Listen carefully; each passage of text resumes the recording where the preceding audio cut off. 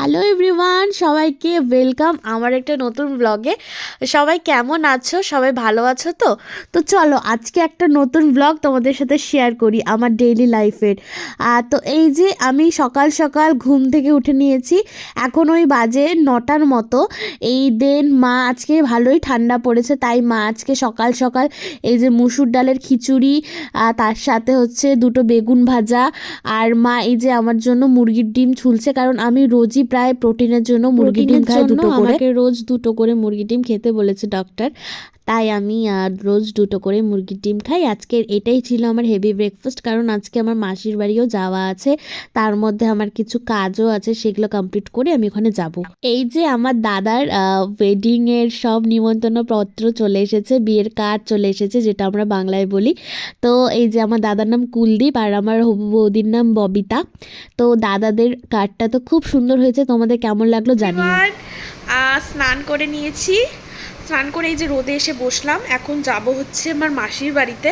তো মাসি আজকে আমাদের সবাইকে যেতে বলেছে, আমার দিদুন, ভাই, সবাই মিলে আমরা যাব মাসির বাড়িতে। মাসির বাড়িটা হচ্ছে এয়ারভিউর ওখানে। তো আমি কিছুক্ষণ আগেই মেহেন্দি পড়েছি। ওই যে আমার বাড়িতে যে সূচনা বুনুটা থাকে, ও নিয়ে ঘুরছিল, আমি যে দে না আমি একটু পড়ি।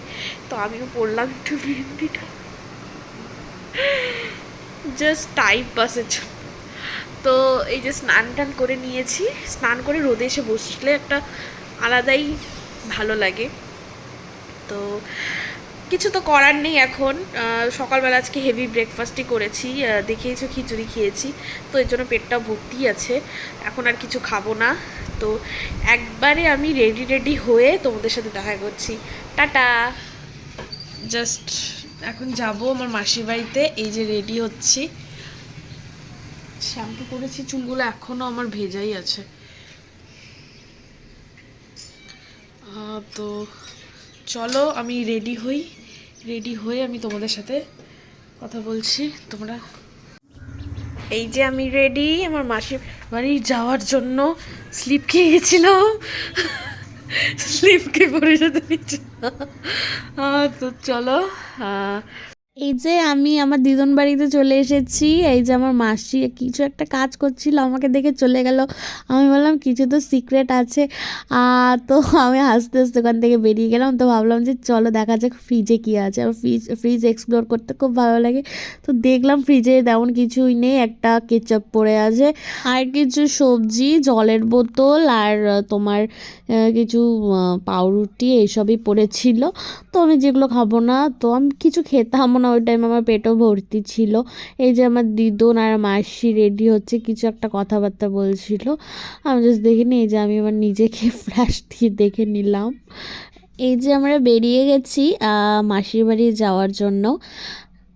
আমি হাঁটছিলাম, ওই যে আমার দিদুন পিছনে দাঁড়িয়েছিল, আমার মাসির জন্য ওয়েট করছিল, আর আমি আমার মার সাথেই ছিলাম। তো তোমাদেরকে কিছু কথা বলি যে আমাদের এখানে দিদুন বাড়ির এখানে দুটো বাচ্চা আছে। সেটা হচ্ছে পুচির মা আর পুচির বাবা। ওরা একদম হ্যাপি ফ্যামিলি। মানে আমি কিছু কিছু মানে কুকুরদের দেখেছি যে ওরা একজন থাকতে না থাকতে অন্যজনের সাথে ঘুরে বেড়ায়, খায় ও খায়, বাট এরা একদম হ্যাপি ফ্যামিলি। যারাও তোমাদেরকে ওদের সাথে পরিচয় করিয়ে দিচ্ছি। এটা হচ্ছে পুচির বাঁ দিকেরটা পুচির বাবা, ডান দিকেরটা পুচির মা। আর পুচি তো একটু ঘুরে বেড়ায়, ও ছোট, তোমাদের সাথে পুচিরও আলাপ করিয়ে দেবো। মাঝখানে কয়েকদিন আগে পুচির মুখ দিয়ে কী খেয়েছিল, পুরো মুখ দিয়ে রক্ত বেরোচ্ছিল, তো ওটা নিয়ে আমি প্রচণ্ড টেনশানে। ঠাকুর করে পুচি তারপরে একদম এখন সুস্থ হয়ে গেছে। এই যে আমরা চলে আসলাম আমার মাসির বাড়িতে এখন। এই যে আমার ভাই তো আগেই চলে এসেছে টিউশন থেকে, একবারে ডিরেক্ট ঢুকে গেছিলো। ওই কোণে আমার দিদুন বসে আছে, এই পাশে আমার মা বসে আছে, ওই যে আমার ছোট দাদু, মাসি, এই পাশেও মাসি, কাটু। এই যে মাসি আমাকে টেস্টি টেস্টি গুড়ের পায়েস দিয়ে দিল, বাট এটাকে আমি, আমার গোটা ফ্যামিলি জানে যে আমি, এটা ফ্যামিলি না, বাট যারা যারা আমাকে খুব ক্লোজলি চেনে তারা জানে আমি গুড়ের পায়েস বলি না, এটাকে আমি কালো পায়েস বলি। তো আমার কালো পায়েসই বলতে ভালো লাগে, জানি এটা গুড়ের পায়েস, বাট কালো পায়েসই বলতে আমার ভালো লাগে। এই যে দেখো আমার বুনুকে আমার চুলের মধ্যে কী সব করেই যাচ্ছে। আমি বললাম কি যে আমার প্রচণ্ড মাথাটা ব্যথা করছে, তুই একটু আমার মাথাটাকে একটু টিপে দে।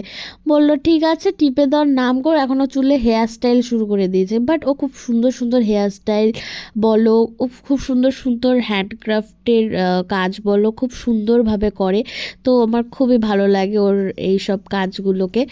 এই যে মাসি আমাদের জন্য কত কি খাবার বানিয়েছিল, লুচি, পনিরের তরকারি, তারপর পায়েসটা মোস্টলি আমার জন্য করেছিল, কারণ আমি পায়েস খেতে ভীষণ ভালোবাসি। তাও আবার কালো পায়েস, মানে গুড়ের পায়েস যেটা তোমরা বলো, বাট আমি এটাকে কালো পায়েসই বলি, তোমাদের তো সেটা আমি একটু আগেই বললাম। তো মানে এটাই এই যে খাওয়ার টাওয়ার বাড়ছিল, বাট পনিরের সবজিটা খুব খুব খুব টেস্টি হয়েছিল। কারণ এখন সব বাজারে এই ঠান্ডার দিনে নতুন আলু উঠেছে, ছোট ছোট আলুর দম দিয়ে পনিরের তরকারি জাস্ট ওয়াও লাগে। যারা খুব মানে ফুডি তারা জানে, বাট আমি অতটা ফুডি না। বাট আমার যখন আমার যেটা খেতে ভালো লাগে সেটা আমি তখন খাই। এই যে সব খাবার দাবার বাড়ছিল মাসি, দেন এই যে আমার মা, দিদন সবাই মিলে গল্পগুজব করছিল। মাসি দিদন থাকলে একসাথে যা হয়। এই যে আমি, আমাকে তো দেখতেই পাচ্ছ, বুনু জানি আমাকে কি একটা বলছিল, তো সেই জন্য আমি আবার বুনুর দিকে তাকায় হাসলাম। তো মানে খুব মজা লাগছে বললাম। এই যে আমাদেরকেও দিয়ে দিল টেস্টি টেস্টি লুচি, আলুর দম। এই যে আমার ভাইকেও দিলাম, এই যে আমিও নিয়ে বসলাম। আমি ওকে বললাম কি যে ঠিক আছে প্রথম বাইটটা আমি তোকে খাওয়াচ্ছি, তুই আমাকে খাওয়াই দে। তো ও বললো কি যে ঠিক আছে খাওয়া। আমি ভাবছি ও আমাকে খাওয়াবে, কিন্তু তোমরা নিজেরাই দেখো ও কি করে। দেখো তোমরা দেখতে পেলে তো, মানে এরকম টাইপের ছেলে, মানে নিজে খেয়ে নিল। আমি বললাম যে খাওয়া আমাকে, ও নিজেই খেয়ে নিল, কিন্তু পরে আবার নিজেই খাইয়ে দিয়েছে। এটা আমার ভাইয়ের একটা খুব ভালো দিক, মানে ও জাস্ট আমার সাথে খুবই ইয়ার্কি করে।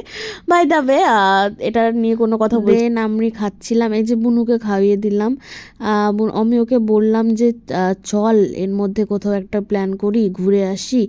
ও বললো কি যে চুপ কর তো, যাবো আমার খাওয়া দেখছিল আর আমাকে রোস্ট করে যাচ্ছিলো। এরকমই আমাকে সবসময় রোস্ট করতে থাকে। এই যে আমরা বাড়ি চলে এসেছি, আমি ভাইয়ের সাথে স্কুটি করে আসলাম, আর ওরা সবাই টোটো করে আসছে।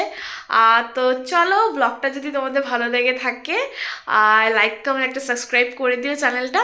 দেখা হচ্ছে নেক্সট ব্লগে, ততক্ষণের জন্য টাটা বাই।